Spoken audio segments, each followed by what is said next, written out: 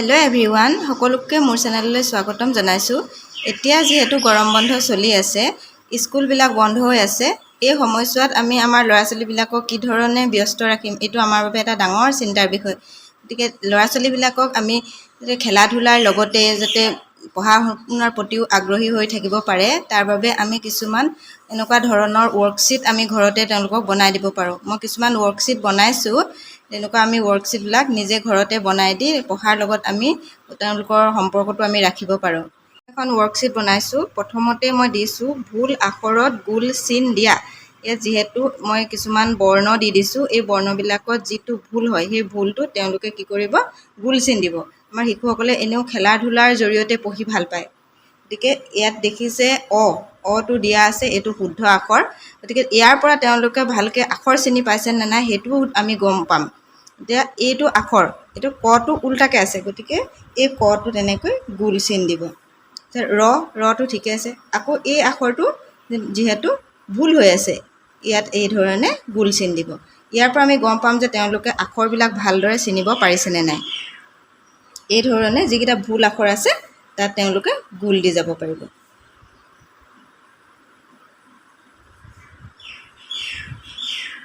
দুই নম্বৰ প্ৰশ্নটোত দিয়া হৈছে যে আগৰ বৰ্ণটো লিখা। এই আগৰ বৰ্ণ, এইটো স্বৰবৰ্ণ, ব্যঞ্জন বৰ্ণ, মই দুই ধৰণৰ বৰ্ণৰে ৱৰ্কশ্বীটখন বনাইছোঁ। যিসকল ল'ৰা ছোৱালীয়ে শিশুৱে যদি অকল স্বৰবৰ্ণহে শিকিছে, তেওঁলোকক অকল স্বৰবৰ্ণৰ এখন ৱৰ্কশ্বীটো বনাই দিব পৰা যাব। কিন্তু মই ইয়াত দুইটা বৰ্ণৰে দিছোঁ। এতিয়া আটোৰ আগত কি বহিব, এইটো তেওঁলোকে জানেনে নাই, এই কথাটো আমি গম পাম। আৰ আগত কি হ'ব, গতিকে যেতিয়া গম পাব যে তেওঁলোকে যদি আখৰ ভালদৰে জানে, তেতিয়াহ'লে তাৰ আগত যিটো হয় সেইটো তেওঁলোকে বহাই দিব। ইয়াত দিয়া আছে দীৰ্ঘই, দীৰ্ঘইৰ আগত কি হয়, হ্ৰস্বই। গতিকে তেওঁলোকে এনেকৈ ধৰণে দিব। এতিয়া তাৰপিছত দিয়া আছে দীৰ্ঘৌ, দীৰ্ঘৌৰ আগত হ'ব হ্ৰস্বৌ। ইয়াত দিয়া আছে ঘ, এইটো ব্যঞ্জন বৰ্ণ, এইকেইটা স্বৰবৰ্ণ দিলোঁ, লগত এইকেইটা ব্যঞ্জন বৰ্ণ। ঘটোৰ আগত হ'ব গ, ক, খ, গ, ঘ। ইয়াত আছে দ্বিতীয় ছ দিয়া আছে, এয়া প্ৰথম ছ। তাৰপিছতে আকৌ দিয়া আছে ফৰ আগত কি হ'ব, ফ। এনেধৰণে তেওঁলোকে আখৰখিনি গোটেইখিনি দি যাব। ইয়াৰ পিছত দিয়া আছে, নেক্সটটো দিছোঁ আকৌ পাছৰ বৰ্ণটো লিখা। প্ৰথমে দি দিলোঁ আগৰ বৰ্ণটো লিখা, ইয়াত মই কেইটামান লিখি দিছোঁ। তাৰ পিছতো পাছৰ বৰ্ণটো লিখা। কৰ পিছত কি হ'ব, কৰ পিছত হ'ব খ।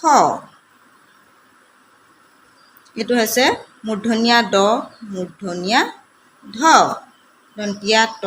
তাৰপিছত ইয়াৰ পিছত হ'ব কি, ইয়াৰ পৰা আমি গম পাম যে তেওঁলোকে ভালধৰণে আখৰবিলাক জানে নাই। যদি পাহৰিও যায় তেতিয়াহ'লে তেওঁলোকৰ পুনৰ মনত পৰিব। এনেকুৱা ধৰণৰ আমি কিছুমান ৱৰ্কশ্বীট তেওঁলোকক ঘৰতে নিজে বনাই দিব পাৰোঁ। বৰ পিছত এয়া ভ, পিছত আহিলে বিসৰ্গ, বিসৰ্গৰ পিছত চন্দ্ৰবিন্দু। 4 নম্বৰ প্ৰশ্নটো দিছোঁ স্বৰ বৰ্ণ কেইটাত ৰং কৰা। এনেও ল'ৰা ছোৱালীয়ে ৰং কৰি ভাল পায়, গতিকে তেওঁলোকে ইয়াত ব্যঞ্জন বৰ্ণ স্বৰবৰ্ণ দুই ধৰণৰ দিয়া আছে। যদি তেওঁলোকে স্বৰবৰ্ণখিনি চিনি পায় তেতিয়াহ'লে তেওঁলোকে ইয়াত ৰং দি যাব। এতিয়া ইয়াত স্বৰবৰ্ণ কি আছে, আছে, হ্ৰস্বও আছে, হ্ৰস্বই আছে, দীৰ্ঘও আছে। তেওঁলোকে এই আখৰবিলাক যেতিয়া চিনি পায় তেওঁলোকে নিজে ইয়াত ৰং কৰি যাব, আৰু এইটো কৰি তেওঁলোকে বহুত ভাল পাব। ইয়াৰ পিছত নেক্সট দিয়া আছে চিনাকি ছবিত ৰং কৰা। যদি সৰু ল'ৰা ছোৱালীবিলাকে এই আখৰ যিবিলাক ছবি ইয়াত দিয়া হৈছে তেওঁলোকে চিনি পায়নে নাই, যদি ফুলপাহ চিনি পায় তেতিয়া ফুলপাহৰ ৰং দিব, ছাতিটো যদি চিনি পায় ছাতিটোৰ ৰং দিব। যিকেইটা বস্তু তেওঁলোকে চিনি পায় সেই চিনি পোৱা বস্তুকেইটাত তেওঁলোকে ছবিটোতে তেওঁলোকে ৰং দি যাব। এখন চিলা, যদি তেওঁলোকে চিলাখন ধৰিব পৰা নাই, চিনি পোৱা নাই, তেতিয়াহ'লে ইয়াৰ ৰং নিদিব। যদি এইডাল গছত বগাই থকা এডাল লতা, যদি চিনি পায় তেওঁলোকে ৰং কৰিব, আৰু যদি চিনি নাপায় তেতিয়াহ'লে তেওঁলোকে ৰং নকৰে। নেক্সট দিয়া আছে নিমিলা বৰ্ণটোৰ তলত আঁচ টানা। নিমিলা বৰ্ণ, ইয়াত আমি এইফালে দি থৈছোঁ ইয়াত এটা বৰ্ণকেইটাৰ মাজত এটা নিমিলা আছে, যিটো তেওঁলোকে ভালদৰে চাব চিনি পাইছে নাই। অৰ লগত এইটো এই মাজতে দিয়া হ'ল। গতিকে যেতিয়া তেওঁলোকে চিনি পাব তেতিয়া ক'ব আৰ তলত আঁচ দি দিব। দীৰ্ঘই, দীৰ্ঘই, দীৰ্ঘই, দীৰ্ঘই, আকৌ মাজত এইটো হ্ৰস্বই।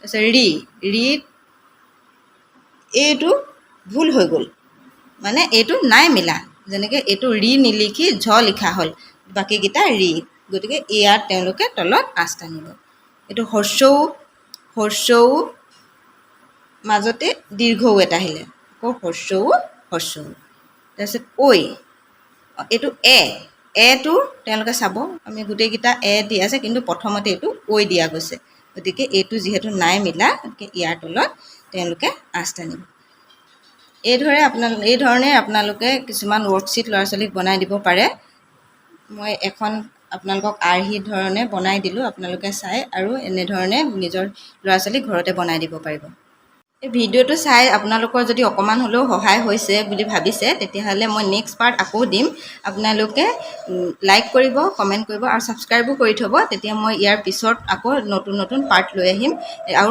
নতুন ৱৰ্কশ্বীট লৈ আহিম ধন্যবাদ